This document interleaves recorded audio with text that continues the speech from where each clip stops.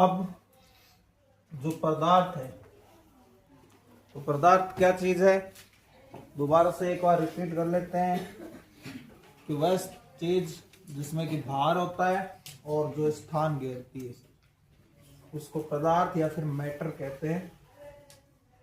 पदार्थ का वर्गीकरण दो प्रकार से किया गया है, एक भौतिक आधार पर कि भाई उसकी अवस्था कैसी है, तो हम पढ़ चुके हैं कि पदार्थ की प्रमुख तीन अवस्था होती है, ठोस, द्रव और गैस। और अब आगे आता है इसका रासायनिक आधार पर। तो रासायनिक आधार पर जो पदार्थ है उस पदार्थ को भी तीन पार्ट में बांटा गया है, तत्व, यौगिक और मिश्रण। लेकिन अब जनरली क्या होता है कि कोई भी, हमने बार बार पढ़ा ठोसों में, जैसे हमने ठोस पढ़ा कल, तो ठोस में हमने पढ़ा कि भाई ठोस वो होते हैं जिसमें अवयवी कणों के बीच में आकर्षण बल का मान क्या होता है, बहुत अधिक होता है, अवयवी कण बहुत ज्यादा पास पास होते हैं। फिर द्रव में हमने पढ़ा भी ठोसों की तुलना में कम होता है और थोड़े दूर दूर होते हैं। और गैसों में हमने लिखा कि अवयवी कण, तो अब सबसे पहले यहां इन चीजों को समझने से पहले हमें ये चीज पढ़नी होगी कि भाई ये अवयवी कण क्या चीज है, क्या होते हैं ये।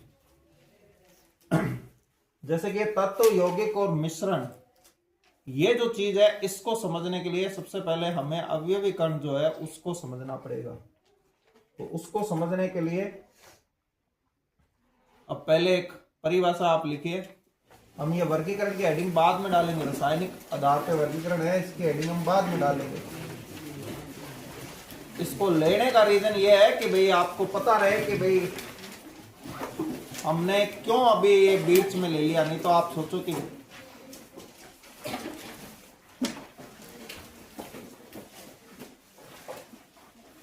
अब लिखिए परमाणु। परमाणु, तो परमाणु में लिखिए, परमाणु क्या होता है, तो लिखिए पदार्थ का छोटे से छोटा कण, पदार्थ का छोटे से छोटा कण जो अविभाज्य हो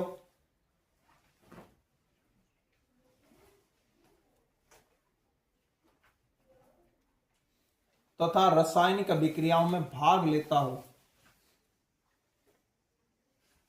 तथा रासायनिक अभिक्रियाओं में भाग लेता हो,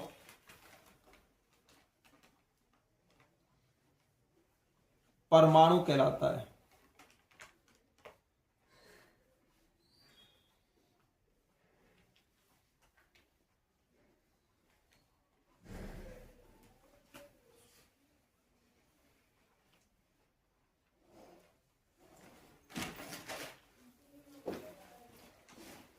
फिर आगे लिखिए परमाणु की खोज जॉन डाल्टन ने की। परमाणु की खोज जॉन डाल्टन ने की। जॉन डाल्टन ने की। जॉन डाल्टन ने की।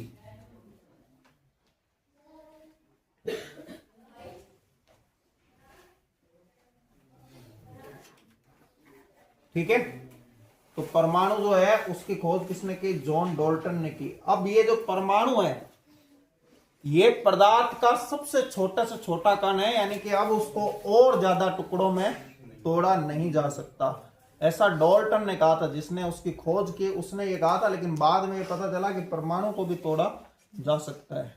ठीक है, अब जो है ये जो परमाणु है इसको इंग्लिश में कहते हैं एटम। तो एटम जो है, ये जो वर्ड है इसका जो नाम है एटम, ये एटम वर्ड ही जो है वो क्या है कि एटम वर्ड ही, इसका मतलब क्या है, अविभाज्य, जिसको डिवाइड नहीं किया जा सके, जिसको तोड़ा नहीं जा सके और ज्यादा। यानी आप किसी चीज के बिल्कुल छोटे छोटे टुकड़े करने लग जाओगे तो एक स्टेज ऐसी आएगी कि अब आप उसको क्या नहीं कर सकते, और ज्यादा नहीं तोड़ सकते। तो और ज्यादा जब नहीं तोड़ पाओगे तब वो फिर क्या कहलाएगा, एटम कहलाएगा। ठीक है, अब एटम के बारे में बस थोड़ी बहुत हल्की फुल्की जानकारी जो है वो हमें पता होना चाहिए। तो आगे लिखिए, परमाणु के मौलिक कण, परमाणु के मौलिक कण।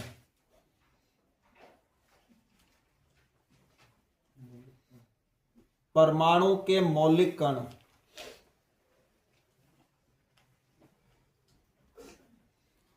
लिखिए परमाणु में निम्न 3 मौलिक कण होते हैं। परमाणु में निम्न 3 मौलिक कण होते हैं।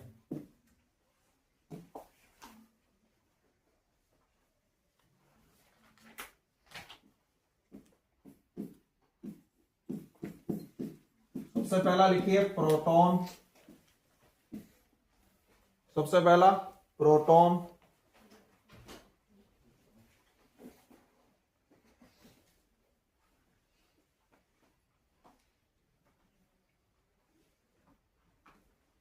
मौलिक कण किसको कहते हैं, जिसपे परमाणु के गुण डिपेंड करते हैं। हालांकि परमाणु में 3 ही कण नहीं होते, 5 कण और होते हैं, टोटल 8 होते हैं, लेकिन उन पे परमाणु के गुण नहीं डिपेंड करते। परमाणु के सारे जो कैरेक्टर हैं वो इन 3 पे डिपेंड करते हैं, इस वजह से इनको मौलिक कण कहते हैं।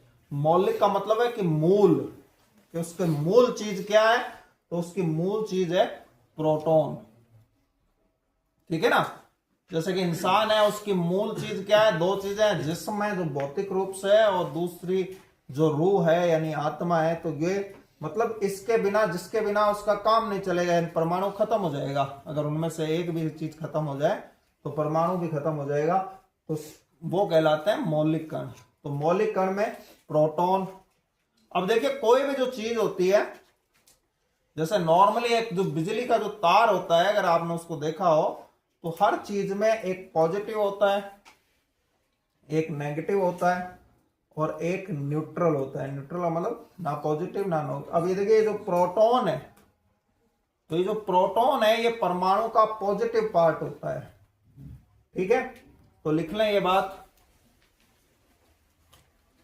यह है प्रोटॉन के बारे में, यह है परमाणु का धनावेशित कण है। यह है परमाणु का धनावेशित, इंग्लिश में धनावेशित को कहते हैं पॉजिटिव, पॉजिटिव चार्ज। धनावेशित यानी पॉजिटिव चार्ज।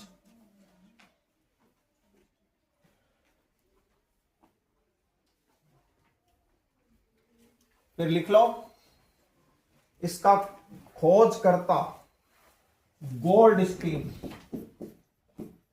गोल्डस्टीन है, गोल्डस्टीन।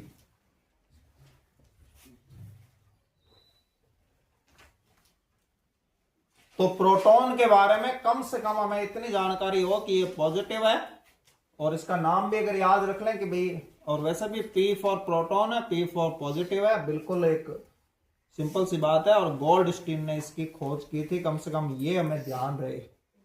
अब जितने भी लोग हैं वो कोई हायर पोस्ट की इच्छा रखते हैं, जो ग्रेजुएशन लेवल की जहां पे बात होगी, तो वहां केमिस्ट्री के इसमें एलडीसी में भी अच्छे खासे टॉपिक हैं, उनको ये बड़े ध्यान से समझना पड़ेगा। इसलिए मैं साथ में लिखवा रहा हूं, क्योंकि बायो में तो ये है कि भाई समझाया, उसके बाद पढ़ लिया तो वो लिख दिया जाता है, लेकिन इतनी डिटेल से आप देख लेना, कहीं भी यूट्यूब पे कहीं पे भी कोई वीडियो आपको नहीं मिलेगा। इतना बेसिक छोटे लेवल से समझ लो, एक 6ठी के लेवल से मैं आपको इस चीज को समझा रहा हूं, और पूरे 12वीं लेवल तक की चीजें समझ जाओगे। केमिस्ट्री कई मुश्किल टॉपिक हैं, इनको समझे बिना वो आपको नहीं आएंगे। जो ये नहीं समझेगा उसको वो भी नहीं आएंगे।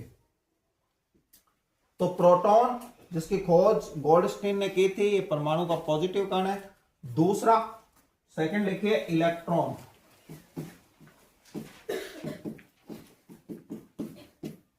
इलेक्ट्रॉन लिख लो, यह परमाणु का ऋणावेशित यानी नेगेटिव, यह परमाणु का ऋणावेशित यानी कि नेगेटिव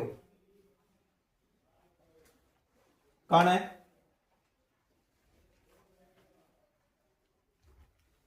और खोज करता, इसका लिख लो शॉर्टकट में, खोज करता बराबर जे थॉमसन।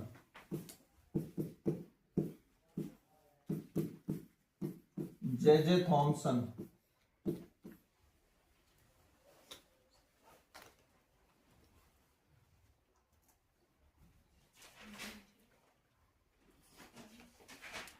J Thomson. तो इलेक्ट्रॉन परमाणु का नेगेटिव कण है और जे थॉमसन ने इसकी खोज की थी। कम से कम इतना पता हो, सिर्फ हमें बहुत जरूरी ज्ञान है वो ही मैं करवा रहा हूं, ध्यान रखना। और आपको पहले ही मैंने कह दिया, बायो में भी ये कह दिया कि आप कोई बड़ी बुक, अगर बड़ी आपकी इच्छा है तो बड़ी बुक उसमें पढ़िए और उसमें कुछ एक्स्ट्रा नॉलेज होता है वो आप पूछ ले। लेकिन अब सब जो है, क्योंकि मेन एलडीसी को हम लेके चल रहे हैं तो वहां जितना जरूरत है उतनी चीज यहाँ आपको बताई जा रही है। उसके बाद तीसरा लिखिए न्यूट्रॉन।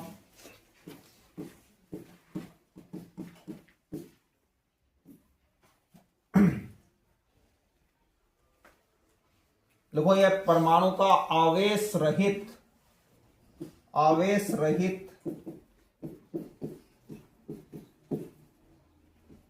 और आवेश रहित का दूसरा नाम होता है उदासीन। और इंग्लिश में इसके लिख लेना ताकि आपको उसका नाम से याद हो जाए, न्यूट्रल। उदासीन को क्या कहते हैं? न्यूट्रल, यानी कि जो किसी साइड नहीं हो। तो यहां साइड से क्या मतलब है? पॉजिटिव, और जो ना पॉजिटिव है ना नेगेटिव है, जैसे कि हम कहते हैं कि भाई ये न्यूट्रल है, यानी किसी का पक्ष नहीं ले रहा। तो ये आवेश रहित या उदासीन कण है, यानी इसमें ना पॉजिटिव होता है ना नेगेटिव होता है। और आपको पता है गणित के हिसाब से कोई भी संख्या अगर ना तो वो प्लस वाली हो ना माइनस वाली हो, इसका मतलब वो संख्या क्या है? जीरो। तो आपको कोई पूछ ले कि इस न्यूट्रॉन पे आवेश कितना होगा, पॉजिटिव कितना है या नेगेटिव कितना है, तो हम कहेंगे जीरो। आवेश रहित कह रहे हैं हम, कोई आवेश नहीं, कोई नहीं को हम गणित में किस चीज से दर्शाते हैं? जीरो से। तो मतलब जीरो है इस पे। खोजकर्ता लिख लें इसका जेम्स चैडविक।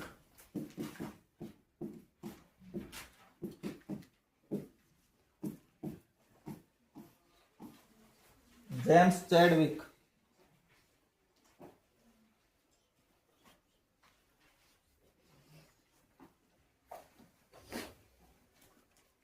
तो ये परमाणु के जो तीन है, ये तीन परमाणु के मूल कण है जिसपे परमाणु के गुण डिपेंड करते हैं। अब जब हमें ये चीज समझ में आएगी, तो ये चीज जब समझ में आएगी तो फिर इस स्थिति में फिर जो है वो हमें आगे के गुण। अब मैंने जैसे किया कि भाई मौलिक कण कौन से होते हैं? मौलिक कण वो होते हैं जो क्या करते हैं, जिसपे परमाणु के गुण डिपेंड करते हैं। तो परमाणु के गुण कौन से गुण? तो वैसे तो बहुत सारे गुण होते हैं, लेकिन एक कॉमन गुण है, कई सारी केमिस्ट्री की बातों को सुनने के लिए एक कॉमन गुण जो है वो आपको याद होना चाहिए, जो है परमाणु क्रमांक। इसको इंग्लिश में कहते हैं, और इंग्लिश की हेडिंगें भी आप लिख लिया करें, क्योंकि कई बार कुछ और शब्द आ जाए तो फिर एटॉमिक नंबर। परमाणु क्रमांक यानी एटॉमिक नंबर। परमाणु की बहुत बड़ी पहचान है ये, जिसकी वजह से परमाणु को डिफरेंशिएट किया जाता है, अलग अलग परमाणु को पहचाना जाता है। वो चीज क्या होती है? वो परमाणु क्रमांक होती है। अभी परमाणु क्रमांक क्या होता है? हेडिंग लिखें परमाणु क्रमांक।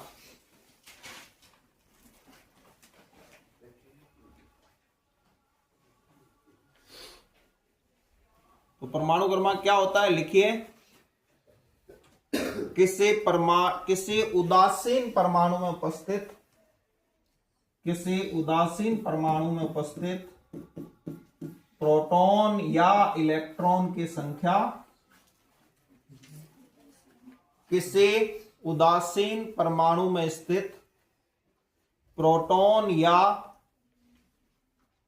इलेक्ट्रॉन, ध्यान रखना दो के नाम है या तीन में से, प्रोटॉन या इलेक्ट्रॉन, और बीच में या लगा हुआ है, यानी दोनों में से कोई एक, प्रोटॉन या इलेक्ट्रॉन की संख्या को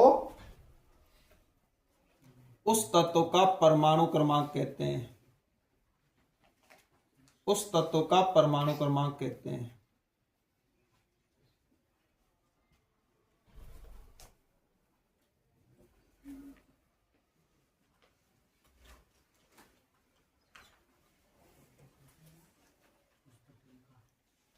ठीक है ना। जैसे कि आपने छोटे क्लासों में रटा होगा कि जो ऑक्सीजन है उसका परमाणु क्रमांक 8 है, जो नाइट्रोजन है उसका परमाणु क्रमांक 7 है। इस तरह से कई सारे परमाणुओं के आपको परमाणु क्रमांक है वो रटने पड़े होंगे, लेकिन यहाँ रटने से तो कंफ्यूजन हो जाती है क्योंकि कंपटीशन में इतना सारा कोर्स है, इतने सारे सब्जेक्ट होते हैं। तो ये परमाणु क्रमांक है क्या चीज? तो परमाणु क्रमांक अगर ऑक्सीजन का 8 है, इसका मतलब ये क्या चीज बता रहा है हमें? ये हमें ये बता रहा है कि भाई ऑक्सीजन में 8 ही प्रोटॉन है और 8 ही क्या है? इलेक्ट्रॉन है। ये इसको इस तरीके से हमें ध्यान में रहना चाहिए कि नाइट्रोजन है उसका 7 है, तो नाइट्रोजन में 7 ही क्या है? प्रोटॉन है और 7 ही क्या है? इलेक्ट्रॉन है। उसी तरीके से जो क्लोरीन है, तो क्लोरीन है इसका परमाणु क्रमांक है 17, तो 17 जो है तो इसका मतलब इसमें 17 ही प्रोटॉन है और 17 ही। तो परमाणु क्रमांक किस चीज की जानकारी देता है? ये हमें ये बताता है कि ये प्रोटॉन है। और ध्यान रखना सभी परमाणु दिखने में एक जैसे होंगे। कोई ये नहीं है कि ये O और N लिख दिया तो वो परमाणु भी ऐसा दिखता होगा O और N रूप में, ऐसा नहीं है। बिल्कुल O और N एक जैसे ही होंगे, लेकिन उसको हम आइडेंटिफाई कैसे कर सकते हैं? उसके अंदर इलेक्ट्रॉन या प्रोटॉन गिनकर, मोस्टली प्रोटॉन, क्योंकि इलेक्ट्रॉन क्या हो सकते हैं? कम ज्यादा भी हो सकते हैं, प्रोटॉन कम ज्यादा नहीं हो सकते। मैंने एक शब्द लिखा है उदासीन, तो यहां उदासीन का मतलब है कि जिसके ऊपर कोई चार्ज नहीं हो। समझ में आ गया ना? जिसके ऊपर क्या नहीं हो? कोई चार्ज नहीं हो। तो कोई चार्ज नहीं हो तब तो इलेक्ट्रॉन की संख्या भी, वरना परमाणु क्रमांक मोस्टली क्या होता है? प्रोटॉन की संख्या, क्योंकि प्रोटॉन की संख्या कभी नहीं बदल सकती परमाणु में। अगर बदल गए तो परमाणु भी बदल जाएगा।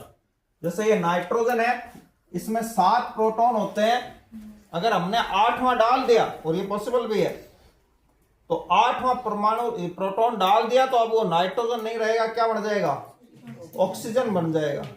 ठीक है, तो ये बात ध्यान रखना। मोस्टली यहां जोर देके कौन सी चीज है? प्रोटॉन की संख्या परमाणु क्रमांक होती है। लेकिन अगर परमाणु उदासीन है, उस पर कोई प्लस माइनस नहीं लगा हुआ उसके सिंबल पे, जैसे यहां नहीं लगा हुआ कोई, तो इस सूरत में फिर वो क्या है?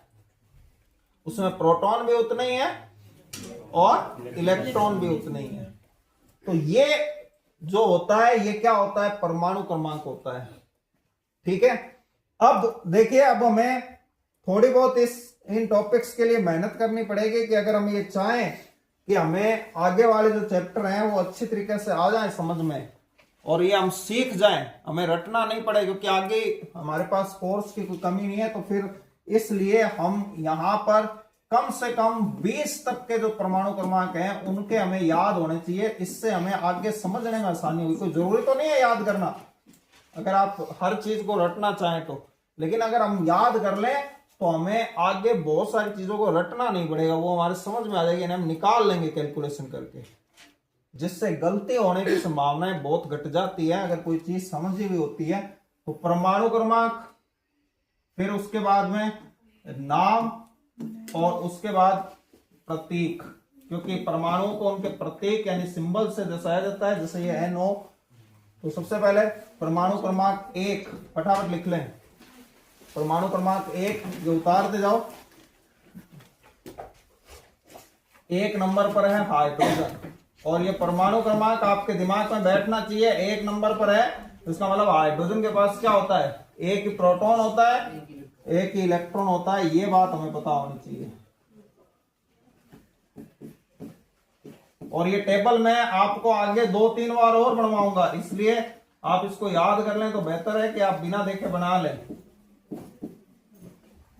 तीसरे नंबर पे लिथियम,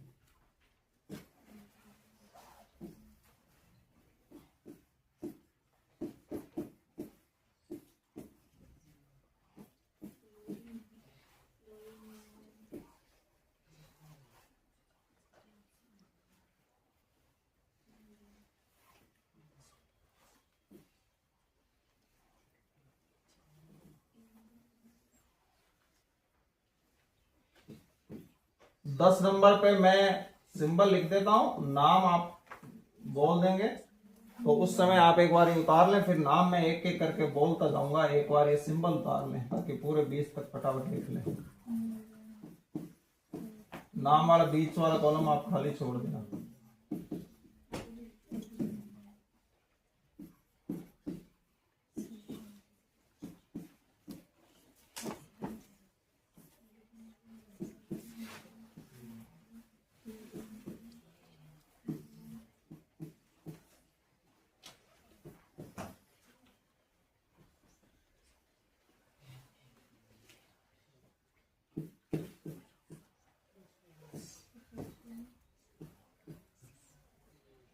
नंबर पे कैल्शियम है Ca।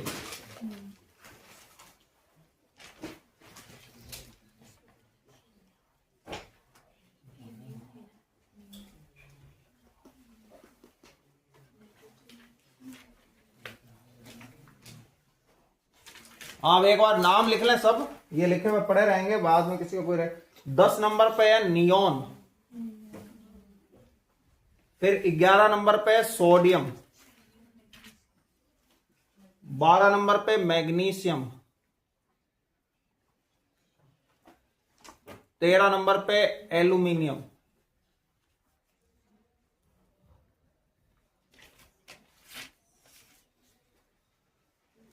12 पे मैग्नीशियम और 13 पे एल्यूमिनियम,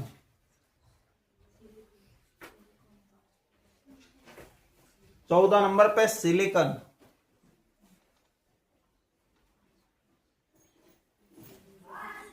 14 नंबर पे सिलिकॉन, 15 पे फास्फोरस,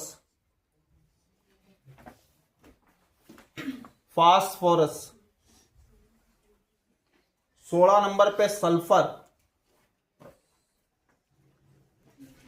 16 नंबर पे सल्फर, 17 पे क्लोरीन, 17 पे क्लोरीन, 18 पे आर्गन, 18 पे आर्गन,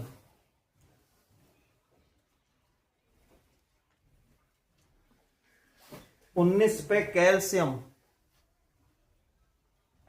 सॉरी पोटेशियम, 19 पे पोटेशियम और 20 पे कैल्शियम, 19 पे पोटेशियम और 20 पे कैल्शियम।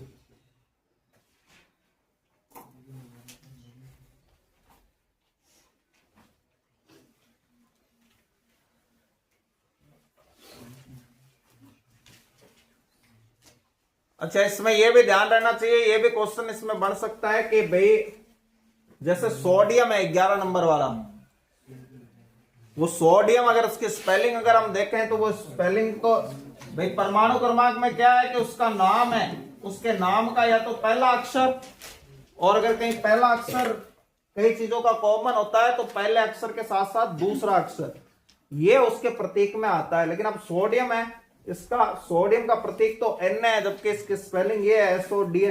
तो ध्यान रखना, साइंस जारी जो है ना, वो लैटिन भाषा जो है, एक देश है ग्रीक, यूनान नाम का एक देश है, उसके उस लैटिन भाषा से आई हुई है। तो कई चीजें ऐसी थी उस समय जो ज्ञात थी, तो उनके जो लैटिन नाम है उस लैटिन नाम से उनके प्रतीक दिए गए। तो सोडियम जो है, ठीक है ना, इसका जो लैटिन नाम है वो नेट्रियम है। तो नेट्रियम के जो पहले दो अक्षर हैं Na, वो यहां इसके प्रतीक के रूप में ले लिए गए हैं। तो सोडियम का जो ग्रीक नाम है वो नेट्रियम है। अब क्योंकि कंपटीशन में इतनी डीप चीजें पूछी जाती है तो कहीं पूछ ले तो आप सोडियम के ब्रैकेट में ये भी लिख सकते हैं नेट्रियम।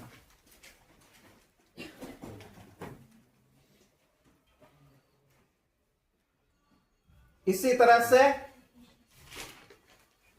आगे जो 19 नंबर पे कैल्शियम है, सॉरी पोटेशियम, बार बार वो सी है उसके आगे लिखा है ना। 19 नंबर पे जो पोटेशियम है, तो पोटेशियम की भी स्पेलिंग देखें तो वो PO से शुरू होगी, लेकिन इसका प्रतीक क्या है? के।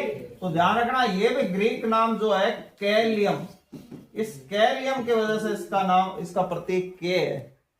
पोटेशियम के हिसाब से तो पी होना चाहिए या पीओ होता, लेकिन पीओ ना होके और कैलियम की वजह से इसका प्रतीक के है, क्योंकि ये पुराने समय से प्रतीक चल रहे थे तो फिर इनको चेंज किया नहीं गया। तो ये इनके ग्रीक नामों के पहले अक्षर या फिर पहले दो अक्षर हैं। ठीक है, अब हमें ये परमाणु क्रमांक अगर याद हो जाएंगे, तो परमाणु क्रमांक अगर हमें याद हो गए, तो परमाणु क्रमांक याद होने से हमें यह पता चल जाएगा कि भाई किस परमाणु के पास कितने प्रोटॉन होते हैं और कितने इलेक्ट्रॉन होते हैं। यह चीज हमें पता चल जाएगी। और आगे जैसे ऑक्सीकरण अपचयन का जो चैप्टर आएगा उसमें उसके बिना तो कुछ आएगा ही नहीं, जब आपको ये नहीं पता हो कि इसमें कितने इलेक्ट्रॉन होते हैं। अगर ये पता नहीं होगा तो एक पूरा पूरा टॉपिक आप कर ही नहीं पाओगे, एक कुछ भी समझ में नहीं आएगा उसमें। हालांकि अभी हमारा वो टॉपिक नहीं है, इसलिए हम उसकी बात नहीं करेंगे। अभी हम सिर्फ तत्व मिश्रण और यौगिक को समझने के लिए ये चीज कर रहे हैं। तो ये स्टेप बाय स्टेप ध्यान रखना, यहाँ केमिस्ट्री में एक चीज दूसरे पर डिपेंड करेगी। ये टॉपिक आएगा तो आगे वाले आएंगे, यानी कोई छुट्टी मार जाता है 2-3 दिन जरूरी चीजों में, फिर वो पूरे 1 महीने तक उसको कुछ नहीं आएगा, फिर वो 1 महीने बैठे भी। ये इसका नुकसान है कि ये जुड़े हुई चीजें हैं, चेन टू चेन जो है लर्निंग होगी, वरना फिर नहीं होगी। शुरुआत नहीं आई तो फिर कुछ भी नहीं आएगा। तो समझ में आ गया ना? तो ये परमाणु होते हैं। अब ये जो परमाणु है ये अकेला भी रह सकता है और जुड़ के भी रह सकते हैं। समझ में आ गया ना? तो अकेला रह सकता है, जैसे जितनी भी धातुएं हैं, तो फिलहाल यहां पे धातुओं के रूप में जैसे ये सोडियम है, मैग्नीशियम है, एल्यूमिनियम है। एक बार हम इसकी बात करते हैं। ये परमाणु अकेले रहना पसंद करते हैं, अकेले रहते हैं। तो ये अकेले रहते हैं तो ये परमाणु कहलाएंगे। ठीक है,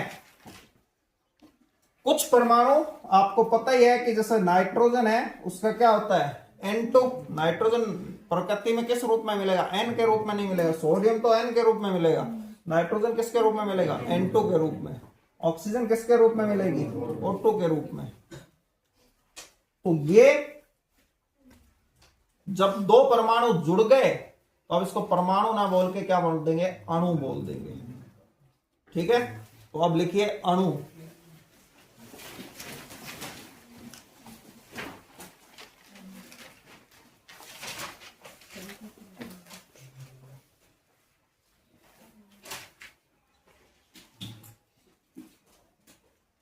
लिखिए 2 या 2 से अधिक, 2 या 2 से अधिक परमाणुओं के जुड़ने से अणु बनता है। 2 या 2 से अधिक परमाणुओं के जुड़ने से अणु बनता है।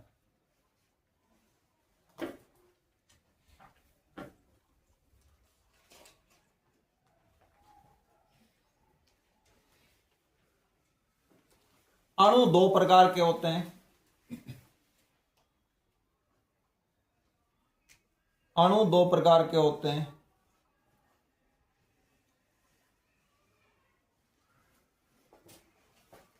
पहला लिखिए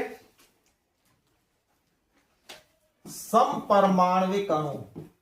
समपरमाणविक अणु, ये देखिए समपरमाणविक अणु। इसको आप इंग्लिश में लिख ले होमो एटॉमिक। होमो वर्ड है, इसका मतलब होता है समान। होमो एटॉमिक,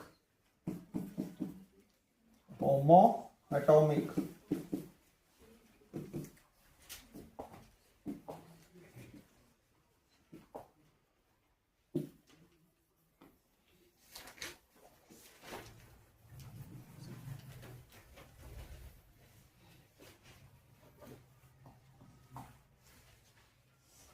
लिखना है ऐसे अणु जो एक जैसे परमाणुओं के मिलने से बनते हैं। ऐसे अणु जो एक जैसे परमाणुओं के मिलने से बनते हैं।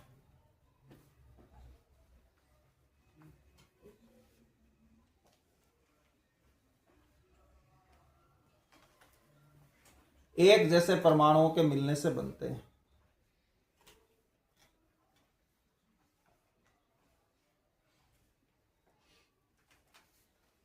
एक जैसे परमाणुओं के मिलने से कौन बनते हैं? अब जैसे वायुमंडल में ये ऑक्सीजन है, ये नाइट्रोजन है, ठीक है, हाइड्रोजन है। अब आपको बस समझ में आ गया भाई, एक जैसे सम मतलब समान, परमाणुविक मतलब परमाणु, इन समान परमाणु जिसमें परमाणु क्या हो? समान हो। अच्छा, जरूरी नहीं है कि दो दो ही हो। जैसे फास्फोरस है उसमें 4 परमाणु जुड़ के रहते हैं, सल्फर है उसमें 8 रहते हैं, एक ऑक्सीजन का एक और रूप होता है जिसको कहते हैं ओजोन, उसमें कितने परमाणु जुड़ के रहते हैं? 3। तो यहां संख्या से मतलब नहीं है, मतलब क्या है कि परमाणु क्या होने चाहिए? एक जैसे होने। जिसका नाम आपको नहीं मालूम हो आप उसका नाम लिख देना। जैसे ये O3 है, ये ओजोन कहलाता है, बाकी तो ये फास्फोरस ही कहलाएगा, भले P4 हो जाए तब भी फास्फोरस, और ये S8 हो जाए तब भी सल्फर ही है। उतार लो, लिख लो उदाहरण।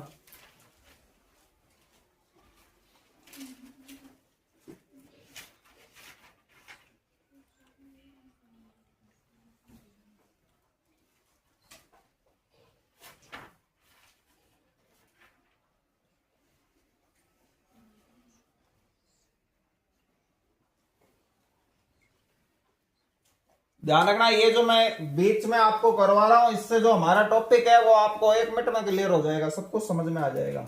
अब दूसरा लिखिए, विषम परमाणविक। विषम परमाणविक,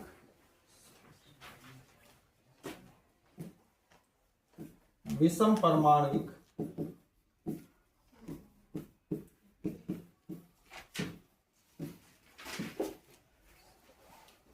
विषम परमाणविक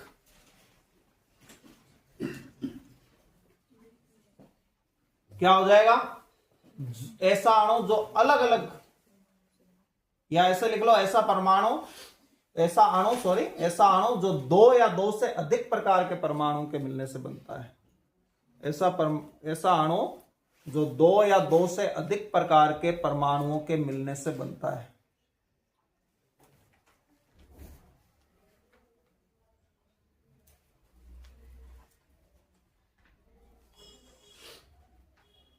ऐसा अणु जो 2 या 2 से अधिक प्रकार के परमाणुओं के मिलने से बनता है। अब मतलब इसमें परमाणु अलग अलग होंगे, बस यहां कोई बात समझने की है कि विषम, जिसके क्या होंगे? परमाणु अलग अलग होंगे, विषम होंगे। जैसे ये NH3 है, कार्बन डाइऑक्साइड है, जल है, ये क्या चीज है?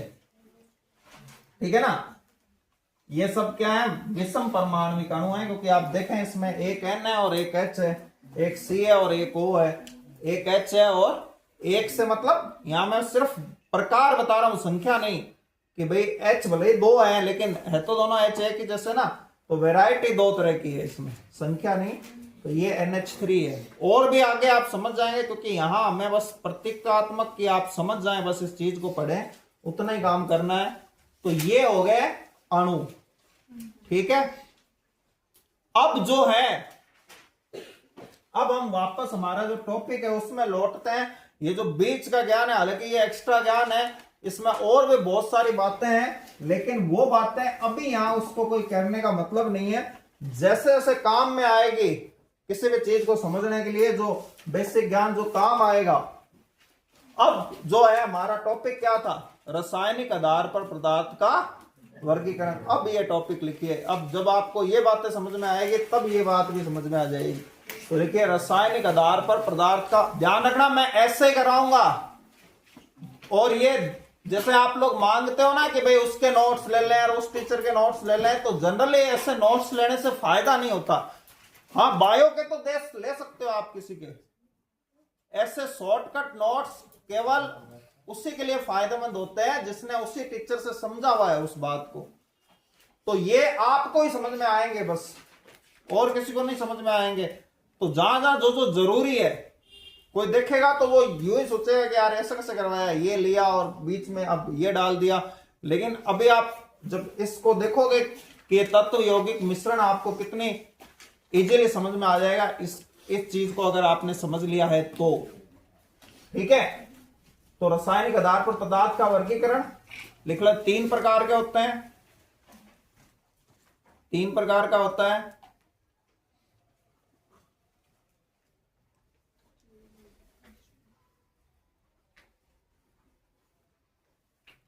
पहला लिखिए तत्व, पहला लिखिए तत्व।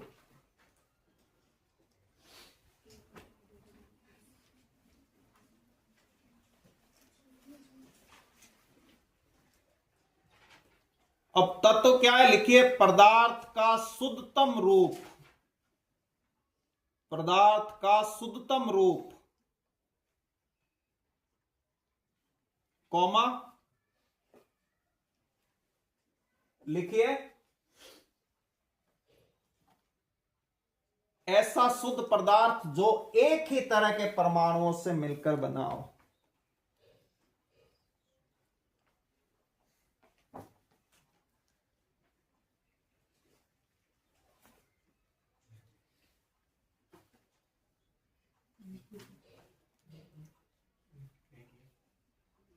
ऐसा शुद्ध पदार्थ जो एक ही प्रकार के परमाणुओं से बना हो, एक ही प्रकार के परमाणुओं से बना हो।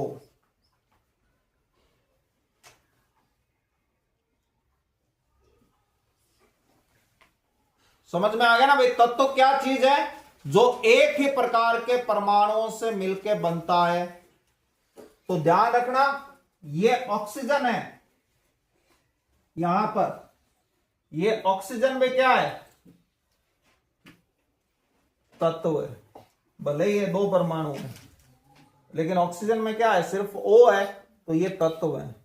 ठीक है, उसके बाद नाइट्रोजन में क्या है, नाइट्रोजन भी तत्व है, तो नाइट्रोजन भी तत्व है क्योंकि ये 2 तरह के परमाणुओं से मिलकर बना है। इसी तरह अभी मैंने फास्फोरस बताया, ये भी क्या है, भले ही 4 परमाणु हो इसमें। इसी तरह सल्फर है। तो क्या मतलब हुआ इस बात का, जो हमने पढ़े समपरमाणविक अणु, वो सब के सब समपरमाणविक अणु भी है और क्या है, तत्व भी है। अणु भी है, तत्व भी है। समझ में आ गया ना। तो दोनों ही चीज है, शुद्ध होने चाहिए, मतलब एक ही जैसे अच्छा सोडियम अकेला पाया जाएगा तो ये भी तत्व है, लेकिन इसको उस अकॉर्डिंग क्या बोलेंगे, परमाणु। ये क्या चीज है, तत्व भी है, परमाणु। तो जिसको तत्व बोलेंगे वो क्या हो सकता है, अणु भी हो सकता है। और जितनी भी धातुएं पाई जाती है, जैसे लोहा है, ये लोहा है आयरन, ये लोहा क्या है, सिंगल पाया जाएगा, अकेला परमाणु है, तो ये क्या है, तत्व, क्योंकि अकेला पाया जाएगा। इसमें सारे परमाणु लोहे लोहे के होंगे। तो पदार्थ का जो भी शुद्धतम रूप है वो क्या कहलाएगा, वो क्या कहलाएगा, तत्व कहलाएगा। जैसे O3 है, ये भी क्या है, तत्व है, क्योंकि तीनों के तीनों इसमें क्या है, ऑक्सीजन है। तो ये तत्व रूप है कि जिसमें एक ही तरह के परमाणु होने चाहिए, बस ये शर्त है। ये बस आपके तत्व कंप्लीट हो गया। अब आपको उदाहरण चाहे वो देगा तो वो फार्मूला लिख देगा वहां पे, तो आप पहचान जाओगे। बस हमें देखिए यहां कोई वर्णन नहीं करना है कि हम कोई लंबा चौड़ा लिखें, आप उदाहरण लिख लें। ये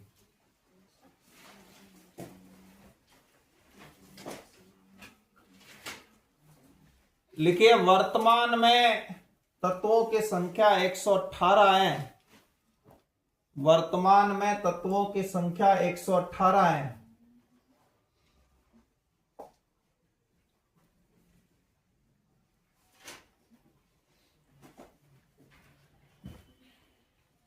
यानी 118 वैरायटी के परमाणु हैं जो प्रकृति में अभी पाए जाते हैं। हालांकि प्रकृति में तो नहीं, मतलब खोज हो चुकी है, प्रकृति में तो 92 तक ही पाए जाते हैं, बाकी सबको लैब में बनाया गया है।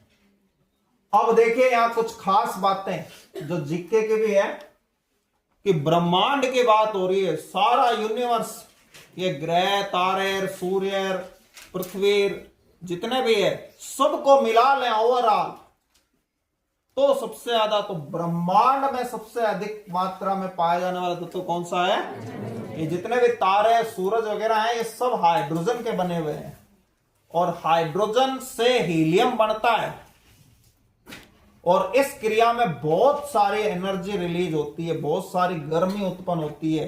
यही राज है सूर्य के गर्म होने का कि ये दो हाइड्रोजन मिलके यहां पर ये सूर्य की गर्मी का राज क्या है कि सूर्य की गर्मी का राज है कि दो हाइड्रोजन मिलके और क्या बना लेते हैं, एक हीलियम बना लेते हैं।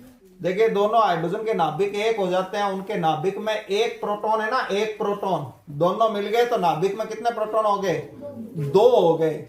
और जैसे ही दो हो गए, दो परमाणु क्रमांक किसका होता है, वो हीलियम बन गया। और इस चीज में बहुत सारी एनर्जी रिलीज होती है, बहुत सारी ऊर्जा, बहुत सारी हीट निकलती है और इतनी हीट है कि लगभग सूर्य का टेम्परेचर 6000 केल्विन माना जाता है। तो 6000 केल्विन बहुत होता है। आप इसमें से डिग्री सेंटीग्रेड के हिसाब से देखें तो 2 से 73 बस माइनस कर दें तो अप्रोक्सीमेटली वो ही हो गया। तो ये ब्रह्मांड में पाया जाने वाला सबसे ज्यादा जो तत्व है वो कौन है, हाइड्रोजन। ठीक है, अब आगे लिखिए, पृथ्वी पर सबसे ज्यादा पाया जाने वाला तत्व, पृथ्वी पर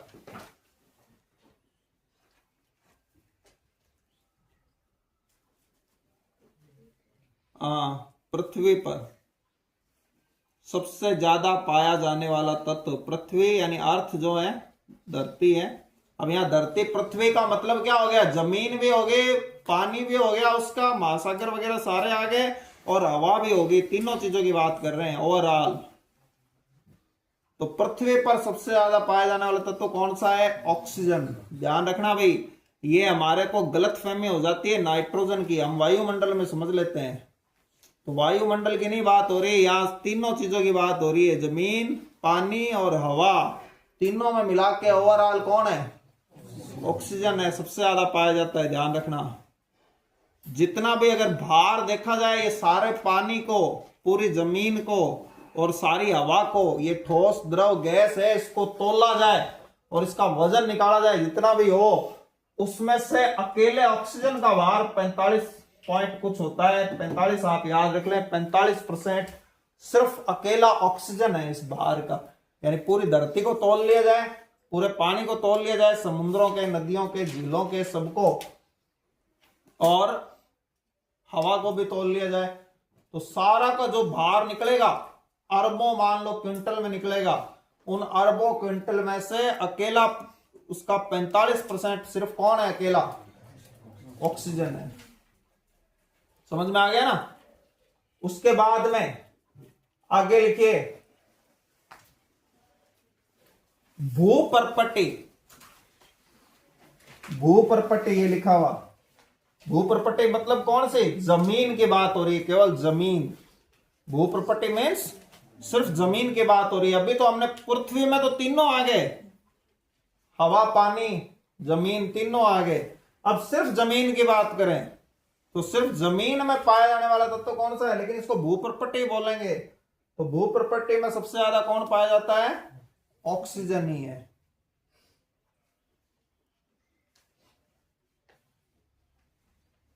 यहां भी ऑक्सीजन। हमारे शरीर की बात कर लें, मानव में सबसे ज्यादा, ये सब भार के मुताबिक है, ध्यान रखना, मानव में सबसे ज्यादा कौन सा पाया जाएगा, ऑक्सीजन। हमारा भी भार तोले तो उसमें बहुत सारा हिस्सा, हमारा शरीर भी परमाणुओं से बना है, ध्यान रखना, बहुत सारे परमाणुओं से बना है, तो उसमें सबसे ज्यादा परसेंटेज किसका है, ऑक्सीजन का है।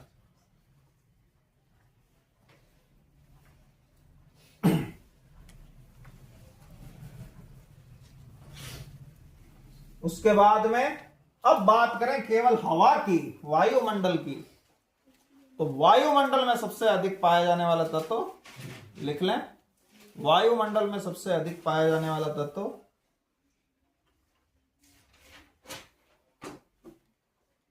वायुमंडल में कौन सा है, आप जानते हैं, नाइट्रोजन। सिर्फ वायुमंडल में नाइट्रोजन है, ध्यान रखना इस बात को।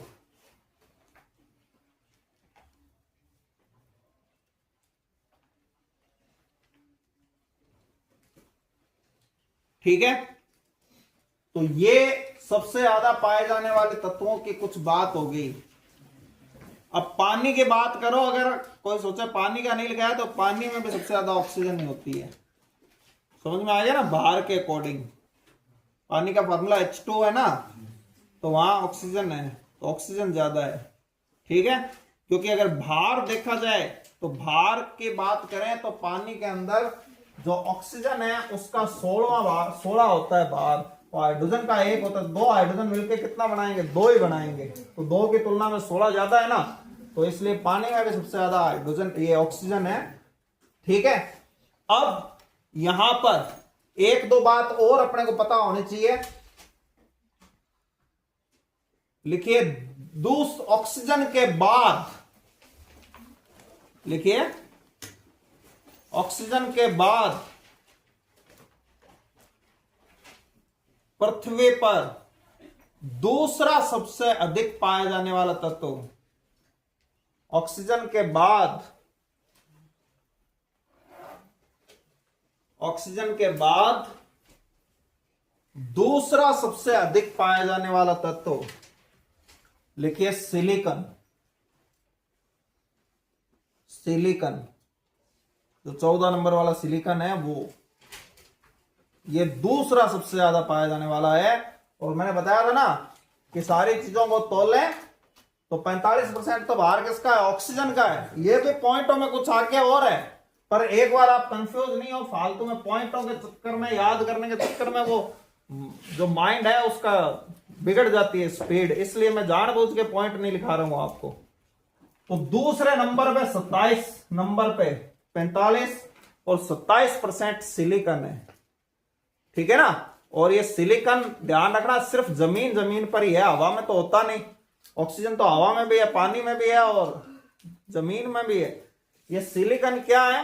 पृथ्वी पर क्या चीजें हैं? ये जितने भी ये पत्थर है ना, ये पत्थर, चट्टाने, पहाड़ वगैरह, जमीन वगैरह, ये सब क्या होते हैं? ये सिलिकेट होते हैं। और सिलिकेट होते हैं, उसके बहुत सारे फार्मूले होते हैं, लेकिन उस फार्मूले की कॉमन बात ये होती है, ये क्या पाई जाती है? मिट्टी पाई जाती है, धूल पाई जाती है। उस धूल का फार्मूला ये होता है SiO2। तो यहां भी ध्यान रखना, एक सिलिकॉन पर कितनी ऑक्सीजन है? 2। और ये जो पत्थर होते हैं इनका फार्मूला जनरली होता है SiO4। एक सिलिकॉन कितनी? 4। और आप जानते हैं कि वजन इन पत्थरों का वगैरह का अगर हम तोल लें तो पानी से और हवा से कई ज्यादा हो जाएगा, इसलिए दूसरे नंबर पर सिलिकॉन है। यानी पूरी पृथ्वी के सारी चीजों को तोल लिया जाए तो सिर्फ ये 2 जने मिला के ये कितने हो गया? ये 72%, तो ये दोनों ही मिला के हो गए खाली। ठीक है ना, तो ये ध्यान रखना कि दूसरा जो पाया जाने वाला तत्व कौन सा है? सिलिकॉन है। ठीक है, फिर एक क्वेश्चन और पूछा आता है इसके अंदर, लिखिए पृथ्वी पर सबसे अधिक पाया जाने वाला, पृथ्वी पर सबसे अधिक पाया जाने वाला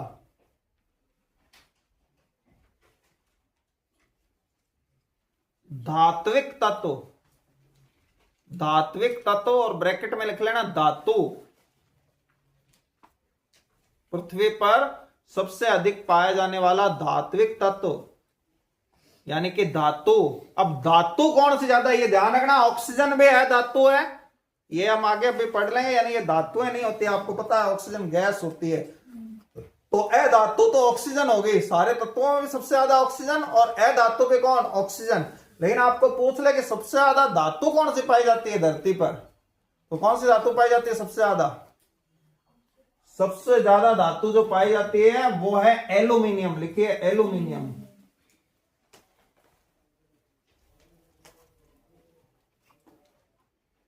ध्यान रखना, ये जो मिट्टी पाई जाती है इस मिट्टी में एल्यूमिनियम होता है। तो ये एल्यूमिनियम और ये 9% है।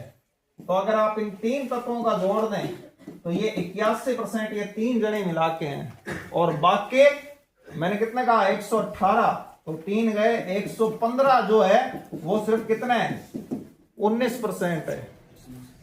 समझ गए ना, और उसमें भी एक बड़ा अमाउंट हाइड्रोजन का है। तो ये हमें ये ध्यान रहना चाहिए कि ये तत्वों का गणित है कि कौन सबसे ज्यादा, कौन सबसे कम। ठीक है, तो ये चीजें याद रहनी चाहिए। अब ये हाथों हाथ याद करने का जो है, बायो में तो ये चल जाता था कि आप 3 दिन याद करो, 4 दिन बाद याद करो, 10 दिन बाद भी याद करो, और ये आपको हाथों हाथ याद करने पड़ेंगे, नहीं तो फिर आपको कोई फायदा नहीं होगा इस चीज का।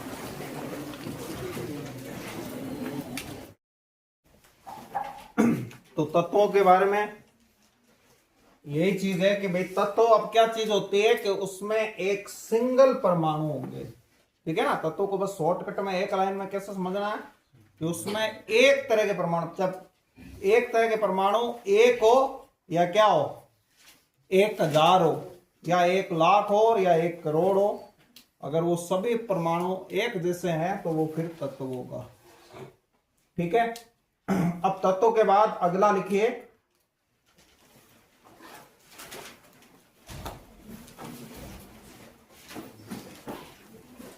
यौगिक।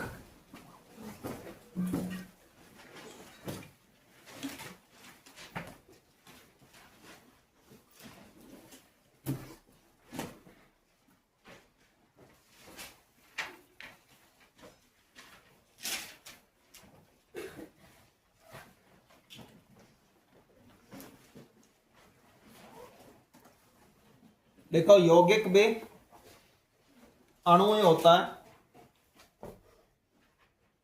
यौगिक भी अणु ही होता है।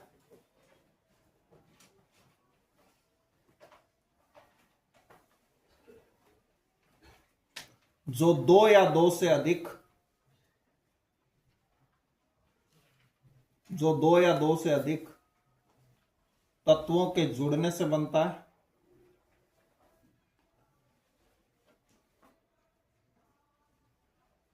दो या दो से अधिक तत्वों के जुड़ने से बनता है।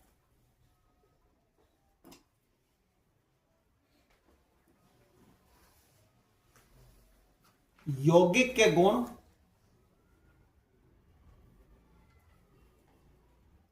उन तत्वों से अलग होते हैं, यौगिक के गुण उन तत्वों से अलग होते हैं जिससे मिलकर वह बना है।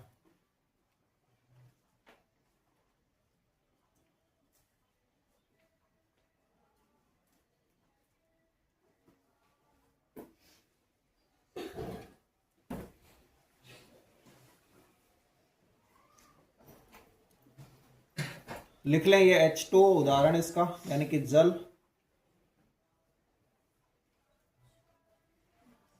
NaCl,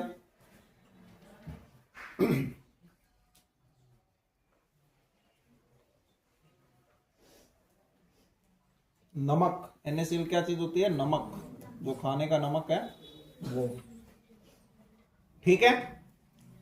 अब ध्यान रखना कि यौगिक क्या है कि 2 या 2 से अधिक प्रकार के तत्वों के मिलने से बनता है। और तत्व ध्यान रखना, यौगिक कब कहेंगे उसको?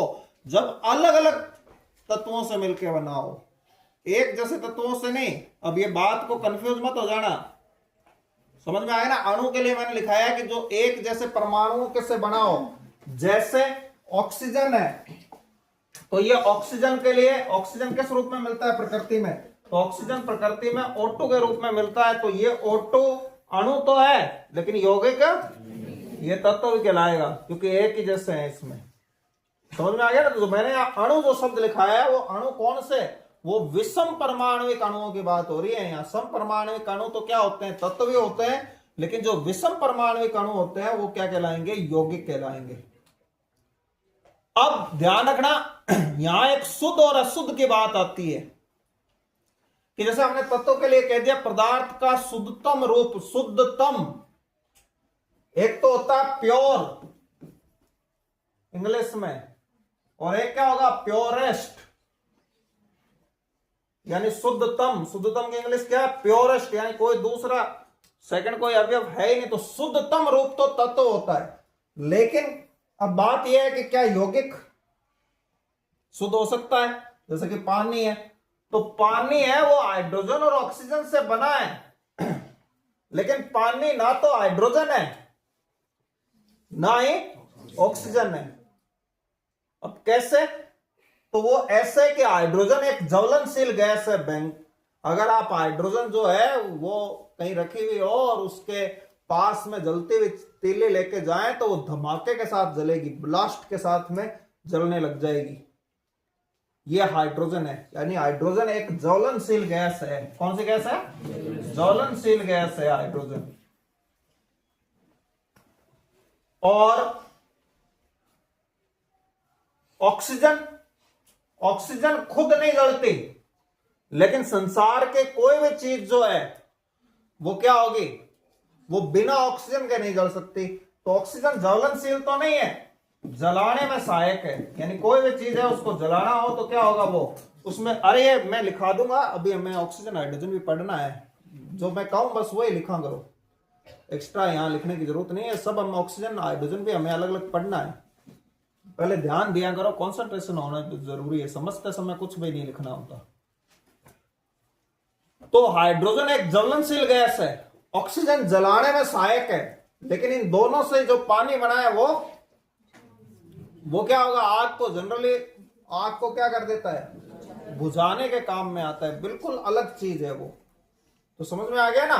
तो ये बात ध्यान रखना कि पानी भले ही हाइड्रोजन और ऑक्सीजन से बना है, लेकिन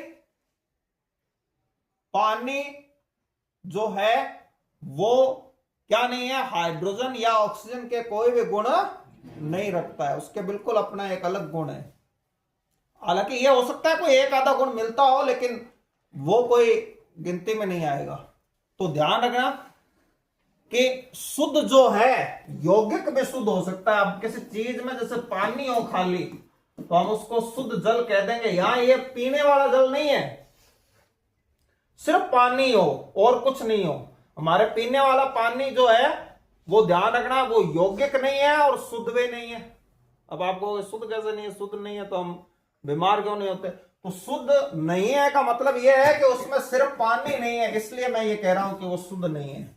उसमें 50 तरह की दूसरी चीजें और है, कई सारे मिनरल्स है उसके अंदर। ठीक है।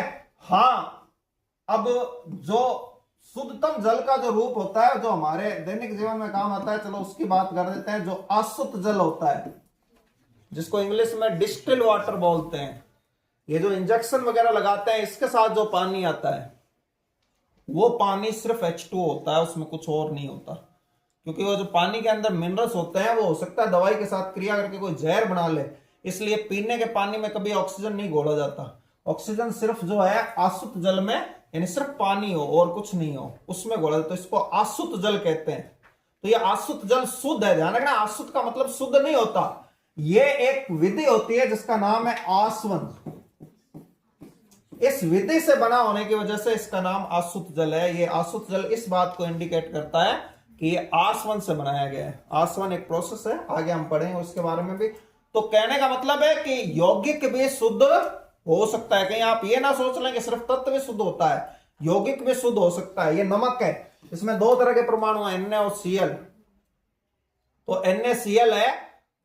अब ध्यान रखना, ये नमक खाली NaCl नहीं होता, हमारे खाने वाले नमक में कुछ और चीजें भी होती है। तो सिर्फ NaCl वो खाने वाला नमक भी नहीं है, वो भी शुद्ध नहीं है। पीने का पानी भी हमारा शुद्ध नहीं है। इस डेफिनेशन, जो शुद्ध की डेफिनेशन क्या है, अकेला, बिल्कुल सिंगल। तो सिंगल नहीं है, कई सारी उसमें चीजें हैं। तो ये जो NaCl है, ये 2 अलग अलग परमाणु से बना है, Na और Cl। अब आप देखिए Na की क्या खासियत होती है। Na जहर है एक, खा लोगे तो मर जाओगे, इसको मतलब। प्लस पानी में डाल दोगे, पानी में आग लगा देगा ये। यानी किसी मुंह में डाल लिया अगर Na को, तो उसके मुंह में आग लग जाएगी। तो Na इतना खतरनाक तत्व है। Cl एक जहरीली गैस है। क्लोरीन जो है वो क्या है, एक जहरीली गैस है। मर जाएगा कोई क्लोरीन के, और कई सारे तरह की उसकी प्रॉब्लम उसको क्रिएट हो सकती है। ठीक है। और कोई नहीं, पानी में भीग जाए क्लोरीन, तो फिर उस कंडीशन में, हालांकि ये परिस्थिति में डिपेंड करता है, रंग उड़ा देगी हर चीज का।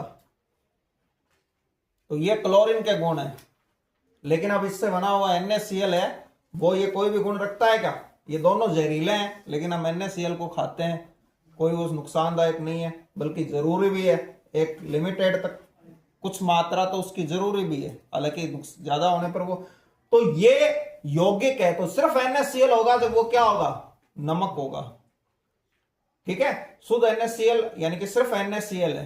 अब ये ना तो ये दो नहीं मानने जाएंगे, समझ में आ गया ना। कोई परमाणु अगर जुड़ गए, अलग अलग परमाणु जुड़ गए, तो जुड़ने पर अब वो अलग अलग नहीं माने जाएंगे, अब वो एक हो गए, तो ये यौगिक भी शुद्ध हो सकता है। तो कुल मिलाके सारांश क्या है, इतनी सी बात है कि जो विषम परमाणु अणु होते हैं वो क्या होते हैं, यौगिक होते हैं। समझ में आ गया ना, जो विषम परमाणु अणु है वो क्या है, यौगिक है। एक लाइन में आपको याद रखना हो तो ये यौगिक है। ठीक है, अब इनमें जैसे ये देखो, ये रेशो दिए हुए हैं इनके 2:1, तो ये कोई लिखने की बात नहीं है। अगर आपको पूछ भी ले तो आप इतनी समझदार हो कि ये बता दो इसमें 2 हाइड्रोजन है और 1 ऑक्सीजन है, तो 2:1 हो गया। ये दोनों 1:1 है, तो 1:1। वो वहां एल्यूमिनियम 2 है और ऑक्सीजन 3 है, तो इसका अनुपात क्या है, 2:3 है। तो कि ये कंपटीशन लेवल के बच्चों को ये कोई बताने की बात नहीं है, आप खुद भी कर सकते हो। अब आगे लिखिए तीसरी चीज, मिश्रण।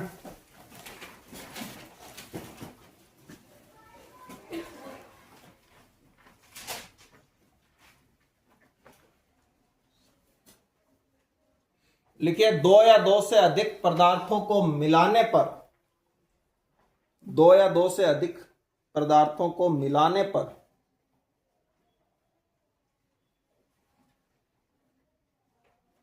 मिश्रण बनता है।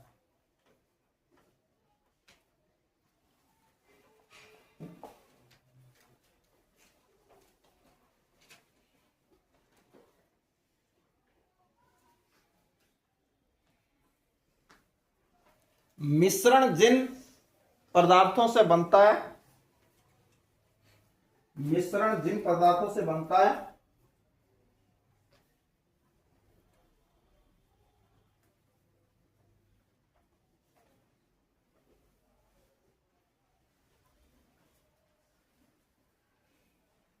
उनके गुण मिश्रण में मौजूद रहते हैं, उनके गुण मिश्रण में मौजूद रहते हैं।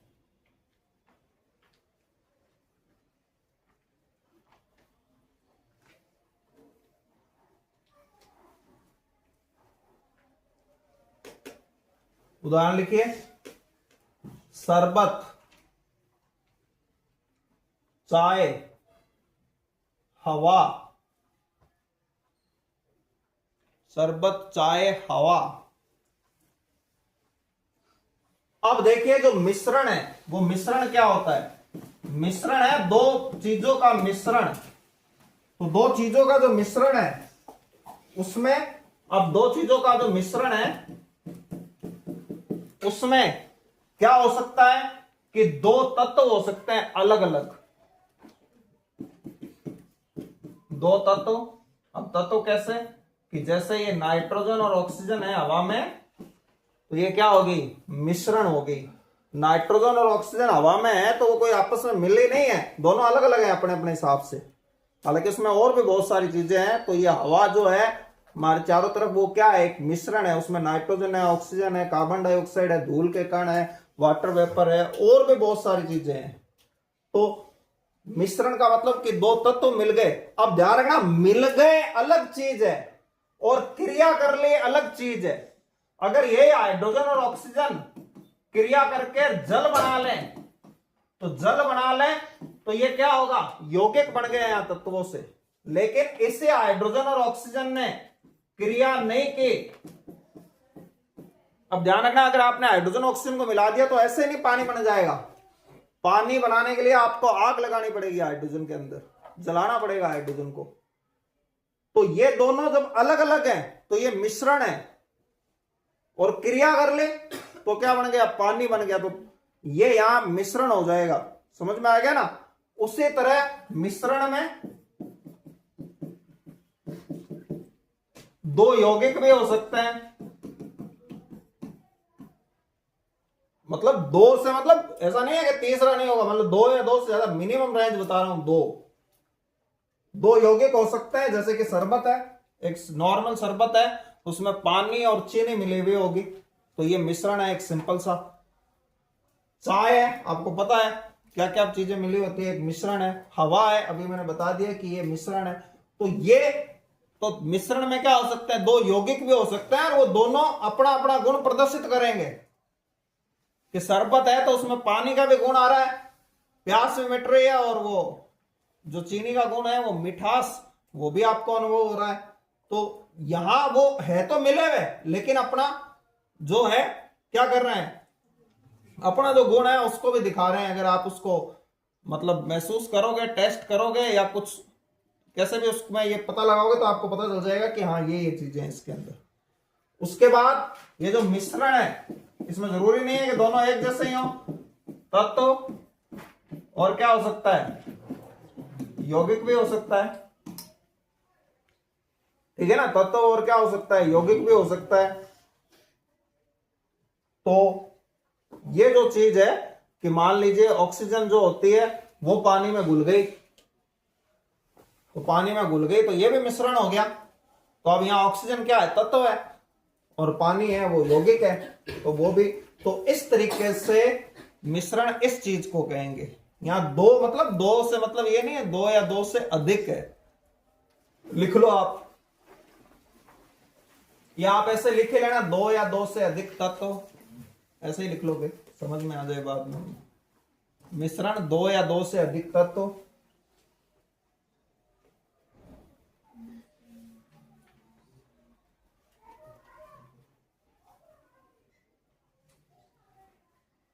दो या दो से अधिक यौगिक।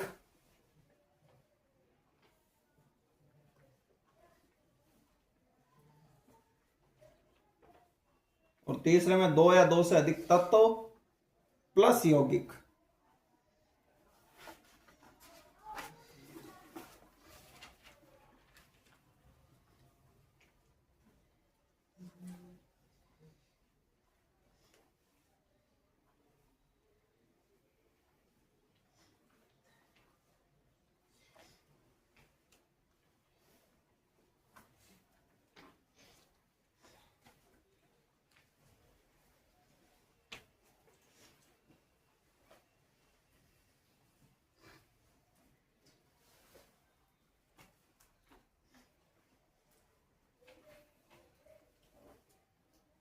समझ गए ना, हमारे दिमाग में रहना चाहिए, ये कोई साइंटिफिक लैंग्वेज है, मैं आपको लिखवा नहीं रहा हूं इस तरह की कोई किताबी भाषा। यहाँ मेन जो मकसद है वो ये है कि आपको दिमाग में क्लिक रखा है ये मिश्रण है, फिर आपको चाहे कोई भी उदाहरण दे, क्योंकि ऐसे पूरे पूरे संभावना होती है कि आपको मैं 50 उदाहरण लिखा दूं फिर भी ऐसे पूरे संभावना रहेगी कि ऐसा उदाहरण आ जाए जो आपने कभी देखा हो ही नहीं हो। ये डेफिनेटली है, क्लास में कराई हुई बहुत सारी, आपकी किस्मत अच्छी है तो फिर 80% क्लास में कराया हुआ आएगा, यानी 20% तो फिर भी नहीं आएगा। और जिसको टफ पेपर कहते हैं उसका मतलब ये है कि सिर्फ 50% 40% इतना ही आता है क्लास में कराया हुआ। तो हमारे दिमाग में जब समझ होगी कि ये चीज है तो हम वहां फिर वो अनुमान लगा लेंगे कि भाई ये जो है ये मिश्रण हो सकता है, ये यौगिक हो सकता है, और ये तत्व है। तो बस हमें तो बस एक एक लाइन याद करनी है कि भाई तत्व क्या होगा, यौगिक क्या होगा, मिश्रण क्या होगा। अब आगे लिखिए, मिश्रण दो प्रकार के होते हैं।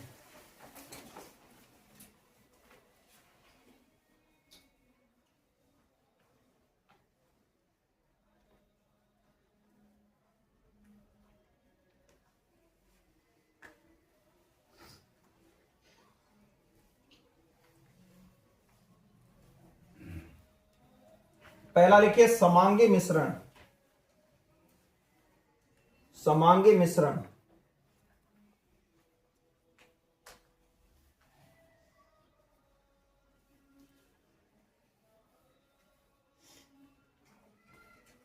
देखो, ऐसा मिश्रण जिसके अवयवों को अलग अलग नहीं देखा जा सकता, जिसके अवयवों को अलग अलग नहीं देखा जा सकता।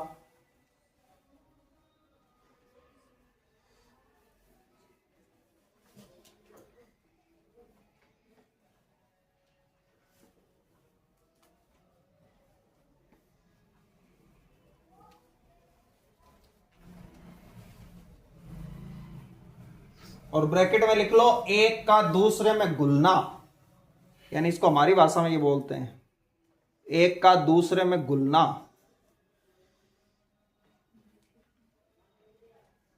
एक का दूसरे में घुलना यानी ये ऐसा मिश्रण होगा कि इसमें चाहे दो चीजें मिली हुई हो, तीन चीजें मिली हुई हो, वो क्या होगी आपको नजर नहीं आएगी। जैसे हमारे पीने का पानी भी एक मिश्रण है, लेकिन कौन सा मिश्रण है? समांगी मिश्रण है। हमें सिर्फ क्या नजर आता है? पानी। क्या नजर आता है? पानी। जो घुली हुई चीजें हैं वो नजर नहीं आ रही है, लेकिन महसूस जरूर हो रही है। ये जो पानी को हम कहते हैं मीठा पानी, खारा पानी, ये क्या है? ये उसमें घुली हुई चीजों की वजह से। पानी का कोई स्वाद नहीं होता, ध्यान रखना। पानी क्या है?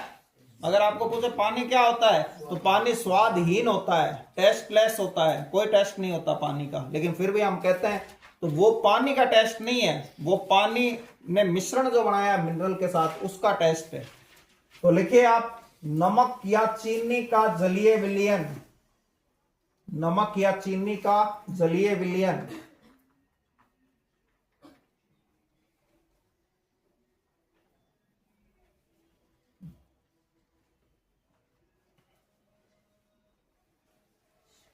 फिर आगे लिखिए एल्कोहल व जल। एल्कोहल प्लस जल। अब मिश्रण हमें लिखने की जरूरत नहीं है क्योंकि हम समझ जाएंगे ये दो चीजें हैं। एल्कोहल क्या होती है? शराब होती है। शराब को भी पानी में मिला के पिया जाता है जनरली। तो पानी में वो जो है एल्कोहल अच्छी तरह से घुल जाता है आराम से। तो ये एल्कोहल और जल का जो है मिश्रण जो है। उसके बाद में लिखिए मिश्र धातु। मिश्र धातु, ये लिखा हुआ मिश्र धातु।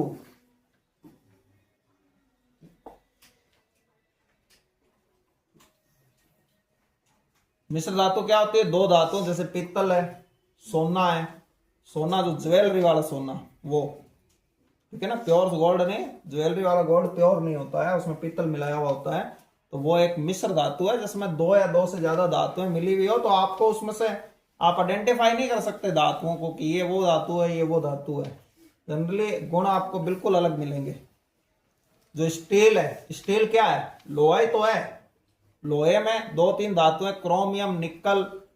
जैसे स्टेनलेस स्टील होता है, ये चमकने वाला, जो काफी समय तक जिसकी चमक बरकरार रहती है।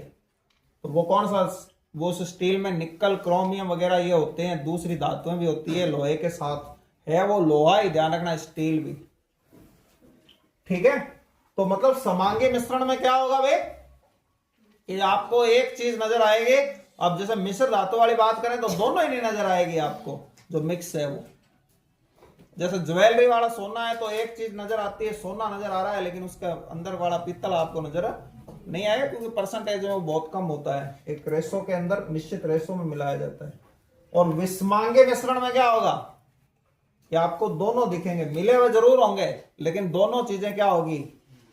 तो लिखें विषमांगी मिश्रण।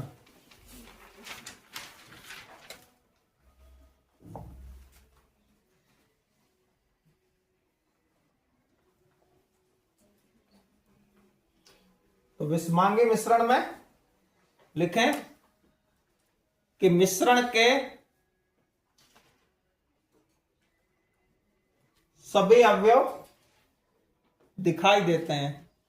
मिश्रण के सभी अवयव दिखाई देते हैं।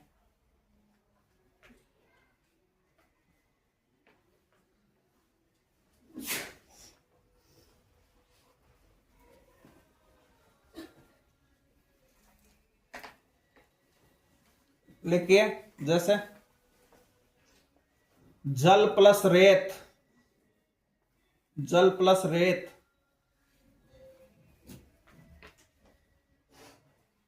तेल प्लस जल,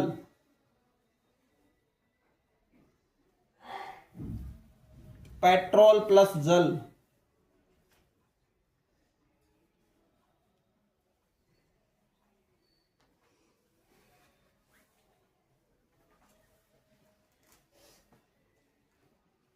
अब अगर आप देखें नमक और रेत को मिला दिया जाए या पानी और रेत को मिला दिया जाए तो आपको, अब यहां एक और बात है, कि आपने पानी में रेत को मिला दिया तो आप देखोगे कि रेत का एक एक कण आपको नजर आएगा वहां पे। समझ में आ गया ना। और दूसरी बात यह होगी कि वो रेत पानी में तभी तक घुली रहेगी जब तक आप उसको हिलाते रहोगे। जैसे ही आपने उसको स्थिर कर दिया, विलयन को मूवमेंट बंद कर दिया, धीरे धीरे क्या होगा, रेत क्या होगी, नीचे बैठ जाएगी, वो अलग अलग हो जाएंगे। ये विस्मांगी की खासियत होती है कि वो अलग अलग हो जाएंगे। क्योंकि जैसे मैंने देखने वाली बात की, अब किसी ने देखने वाली बात सुन तो ले, अब वो कहेगा कि पानी में रूह अफ़ज़ा मिला दिया और रूह अफ़ज़ा भी दिखाई देता है, तो ये विस्मांगी मिश्रण हो गया। विस्मांगी नहीं, वो समांगी है। क्योंकि आप रूह अफ़ज़ा को कितनी भी देर रख दो, वो अलग अलग लेयर बन जाएगी, या पानी अलग हो जाएगा, रूह अफ़ज़ा अलग हो जाएगा, वो रूह अफ़ज़ा भी उसमें घुलता है। वो रंग का नजर आना एक अलग बात है। समझ में आ गया ना। वो समांगी या विस्मांगी, रंग की नहीं बात की जा रही कि सभी अवयव नजर आ रहे हैं, रंग की नहीं बात हो रही है। यहाँ बात हो रही है कि वो उसका नजर आएगा अवयव भी उसके, जैसे कि रेत और जल के केस में नजर आता है। नमक को रेत मिल जाए तो आपको भले ही वो कितनी अच्छी तरह से क्यों ना मिले हो, ये पता चलता है ये नमक का दाना है, ये रेत का दाना है। तेल और पानी को अलग कर दें तो थोड़ी सी देर बाद क्या होगा, तेल ऊपर हो जाएगा, पानी भारी होता है, वो नीचे बैठ जाएगा, तो इनकी लेयर अलग अलग हो जाती है। तो विस्मांगी में ये अपने को दिमाग में रखना है बात, ये विस्मांगी है। समझ में आ गया ना। तो ये जो है ये मिश्रण हो गया। ये एक पूरा टॉपिक था आपके पदार्थ की अवस्थाएं प्लस, ठीक है ना।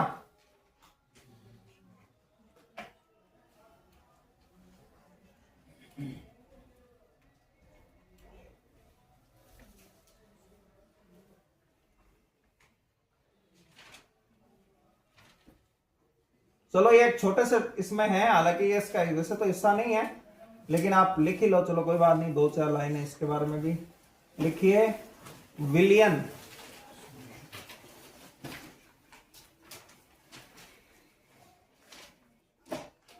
बिल्कुल शॉर्टकट में कि आप विलयन क्या चीज होती है तो लिखिए 2 या 2 से अधिक पदार्थों का समांगी मिश्रण।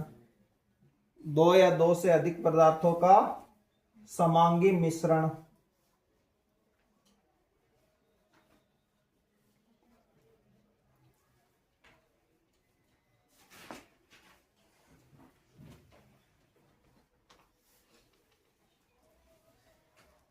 ठीक है, ये क्या कहलाता है, विलयन, यानी समांगी मिश्रण को ही क्या कहते हैं, विलयन कहते हैं।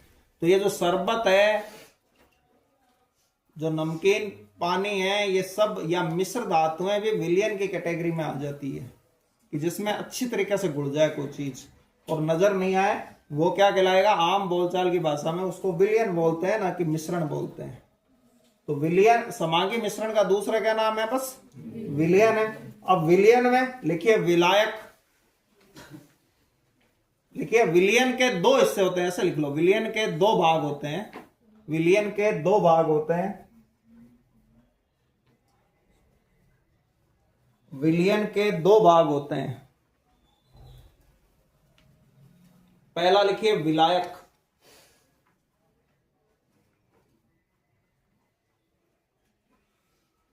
देखो विलयन का वो भाग जो ज्यादा मात्रा में होता है,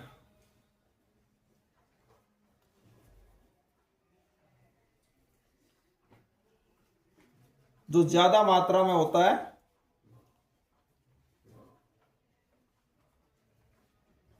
तथा जिसमें अन्य पदार्थों को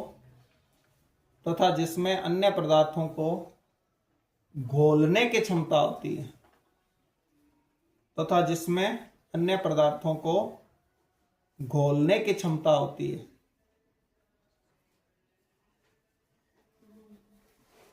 घोलने की क्षमता होती है।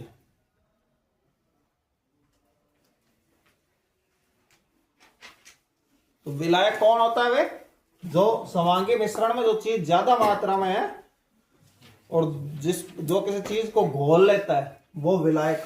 दूसरा लिख लो विलय, दूसरा लिखिए विलय। देखो जो विलयन में कम मात्रा में होता है, जो विलयन में कम मात्रा में होता है,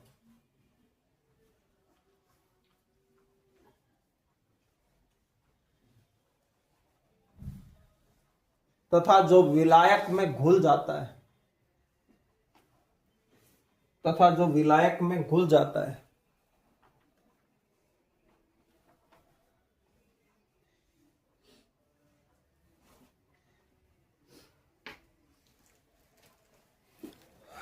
और उदाहरण लिख लें, चीनी के जलीय विलयन में, चीनी के जलीय विलयन में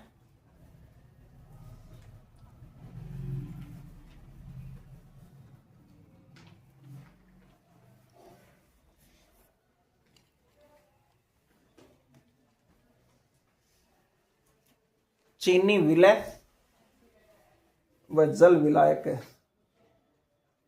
चीनी विलय, ध्यान रखना, विलय जो लिखा जाता है, एक तो होता है विलय, शुद्ध हिंदी में विलय, विलय का मतलब होता है घुलना, तो ये वो विलय नहीं है, ये विलय है। वैसे बोलने में विलय, तो विलय कौन है? चीनी है।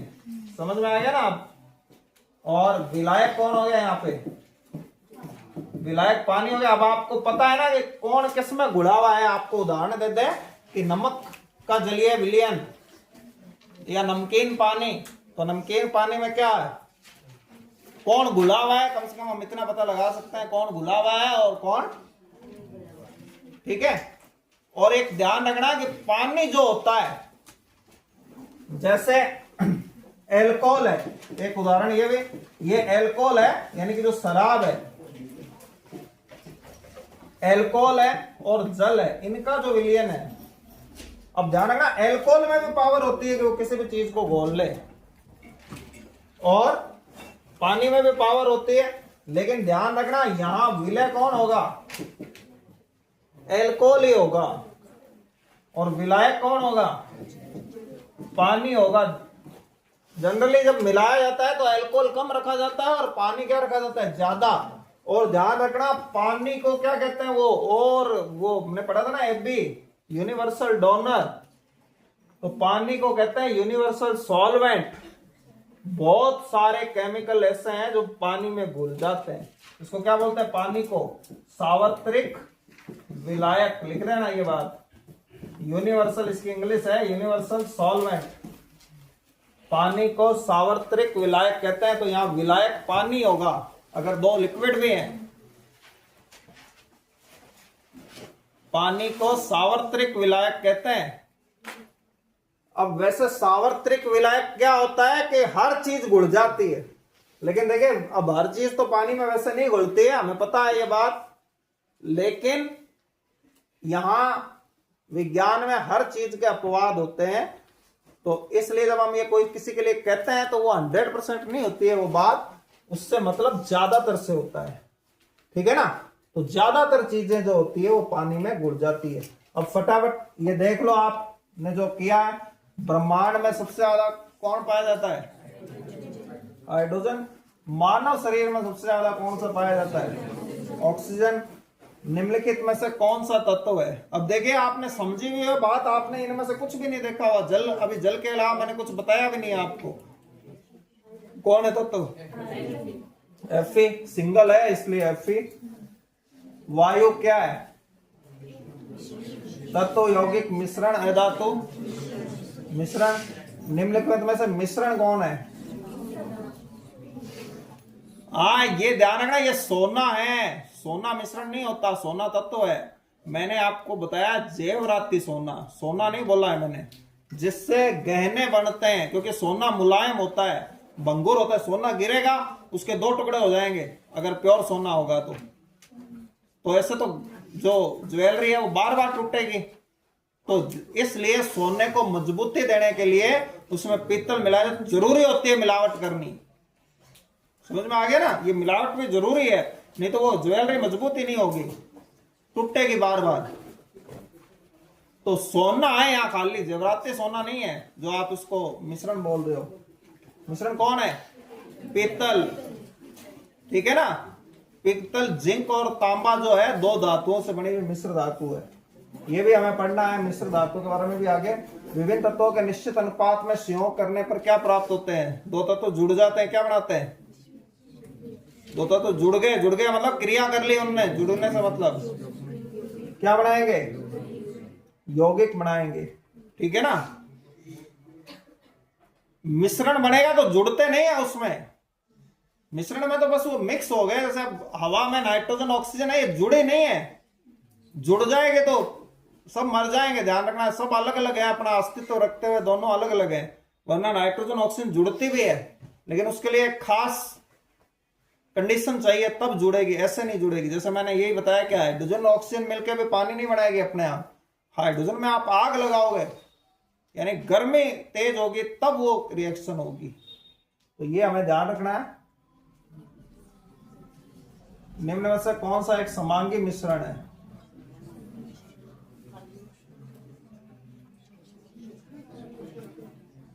बताओ।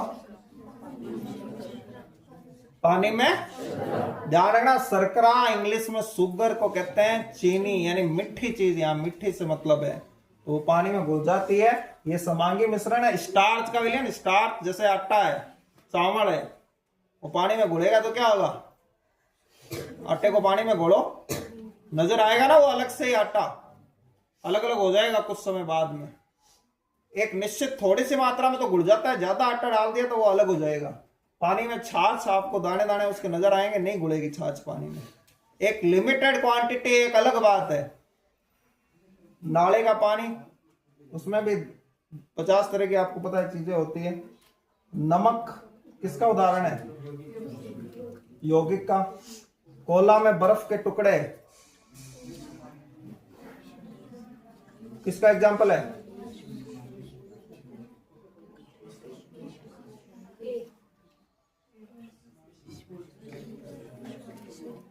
भाई बर्फ के टुकड़े क्या है? पानी तो है। तो बर्फ का टुकड़ा आपने डाला, लेकिन एक निश्चित समय बाद में, अब बर्फ का टुकड़ा देखने में तो अलग अलग लग रहा है, तो ये विषमांगी मिश्रण हो गया अगर यूं देखा जाए तो। लेकिन क्या वो अलग अलग ही रहेगा? नहीं रहेगा ना। थोड़े समय बाद वो पानी जब बन जाएगा तो फिर कोला में मिक्स हो जाएगा, तो ये कौन सा मिश्रण हो गया? समांगी हो गया, विषमांगी नहीं है। सिर्फ अब अलग अलग दिखने से भी यहां मतलब ये नहीं है परमानेंटली दिखना चाहिए या अलग हो जाना चाहिए उससे। समझ में आ गया ना?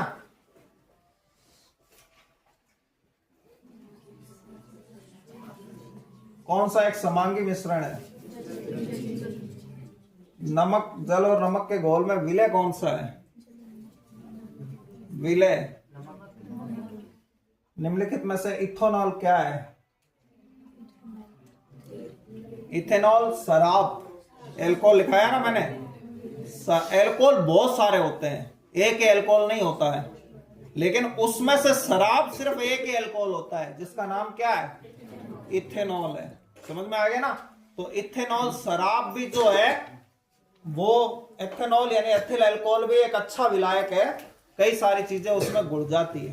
ध्यान रखना भाई, ये जो विलायक होते हैं, ये जो विलायक हैं, ये विलायक जो चीजें होती है, जैसे आपने देखा होगा कि कुछ कलर है, जैसे कड़ी है या डिस्टेम्पर है, ये पानी में घुल जाते हैं। उसका कारण है कि पानी इनका विलायक है, अच्छा विलायक है, यानी ज्यादा से ज्यादा मात्रा में घुल जाए उसका ध्यान रखा जाता है। लेकिन ये जो ऑयल पेंट है, जो पक्का रंग है, ये पक्का रंग क्या होता है? पानी में नहीं घुलेगा, जो दरवाजे वगैरह पे करते हैं। तो ये किस में घुलेगा? तो पहले तो इसके लिए मिट्टी का तेल जो होता था उसमें घोल के और इसको रंग को लगाया जाता था। आजकल क्योंकि मिट्टी का तेल आसानी से मिलता नहीं है, इस वजह से जो तारपीन का तेल होता है, उसका कारण क्या है कि वो रंग उसमें घुलेगा ही नहीं पानी के अंदर। तो ये ध्यान रखना, कई चीजें जो होती है तो विलायक उसके लिए अलग अलग लेने पड़ते हैं, ठीक है ना। यानी उस रंग का, जो ऑयल पेंट का अगर हमारे दाग भी लग जाए तो फिर क्या करना पड़ेगा हमें? या तो तारपीन का तेल लेना पड़ेगा, या पेट्रोल भी एक अच्छा विलायक है। उसी तरीके से एल्कोहल भी विलायक है। कई सारी चीजें ऐसी होती है जिसमें एल्कोहल भी पड़ता है विलायक के रूप में, ठीक है ना। तो ये अलग अलग चीजों के विलायक अलग अलग होते हैं, वो उसके किसी गुण के हिसाब से बहुत सारे इसमें फैक्टर डिपेंड करते हैं।